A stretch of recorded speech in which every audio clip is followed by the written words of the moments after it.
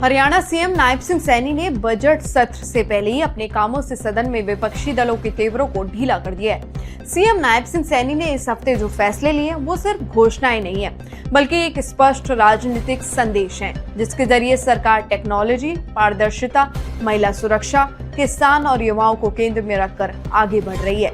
हरियाणा अब डिजिटल विकास की नई पारी खेलने जा रही है। इन्हीं सब सवालों के जवाब लेकर हाजिर हूँ मुख्यमंत्री इस हफ्ते कार्यक्रम में। नमस्कार, मैं हूं आपके साथ शिवानी भदौरिया। आइए एक एक करके समझते हैं इस हफ्ते क्या रहा सबसे खास, सबसे बड़ा फैसला। टेक्नोलॉजी पर फोकस। सीएम नायब सिंह सैनी के निर्देश पर एआई को लेकर सॉवरेन ब्लूप्रिंट तैयार कर लिया गया। शुरुआत 4 विभागों से होगी: परिवहन, उद्योग, कृषि और शहरी स्थानीय निकाय। सरकार ने साफ किया है कि इसे बजट में भी शामिल किया जाएगा। अब इसका आम जनता पर क्या असर होगा? सबसे पहले कृषि में डेटा आधारित सटीक फैसले, नतीजा कम लागत और ज्यादा उत्पादन। परिवहन में बेहतर मॉनिटरिंग, इससे जाम कम होंगे। शहरी निकायों में ऑनलाइन सिस्टम और डिजिटल ट्रैकिंग से सेवाओं में तेजी आएगी और उद्योग क्षेत्र में प्रतिक्रियाएं तेज होंगी।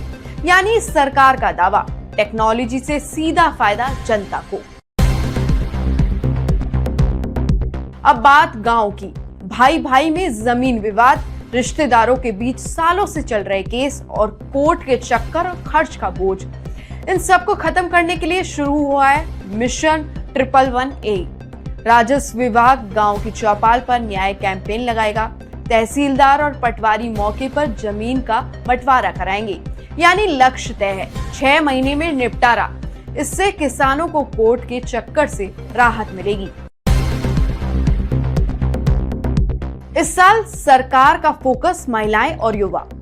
महिला सुरक्षा को लेकर बड़ा कदम उठाया गया है। लोहारू, बरवाला, नरवाना, समलखा, महम, रादौर और पिहोवा में 7 नए महिला थाने खोले जाएंगे। पहले से ही 33 महिला थाने और 239 महिला हेल्प डेस्क काम कर रहे हैं। संदेश साफ है, सुरक्षा और सम्मान पर कोई समझौता नहीं। अब बात शिक्षा और बेटियों की। कल्पना चावला स्कॉलरशिप का दायरा बढ़ाया गया है। अब हर साल 250 होनहार बेटियों को 1-1 लाख रुपए दिए जाएंगे। विज्ञान अनुदान योजना के तहत 5 लाख तक का पुरस्कार और सुपर 100 योजना में 5000 विद्यार्थी पढ़ाई कर रहे हैं। सरकार का संदेश बेटियों की उड़ान को आर्थिक ताकत देना है। हरियाणा में राजस्व प्रशासन को लेकर बड़ा फैसला लिया गया है। सरकार ने करीब 40 करोड़ राजस्व रिकॉर्ड डिजिटल प्लेटफॉर्म पर अपलोड कर दिया है। इसके साथ ही 4115 गांव के नक्शे भी आधिकारिक वेबसाइट पर अपलोड कर दिए हैं। अब लोग घर बैठे ही एक क्लिक पर अपनी जमीन का ब्यौरा देख सकेंगे। कागजी झंझट कम होगा। हरियाणा में युवाओं के भविष्य को लेकर बड़ा फैसला लिया गया है। अब 3री से 12वीं तक एआई की पढ़ाई शुरू होगी। अप्रैल से नई किताबों में इसका कंटेंट शामिल किया जाएगा। साथ ही 6 साल में 1 लाख रोजगार का लक्ष्य तय किया है, जिसके लिए सोनीपत, गुरुग्राम, फरीदाबाद, झज्जर और हिसार समेत कई जिलों में खास प्लानिंग हो रही है। यानी भविष्य की तैयारी अभी से।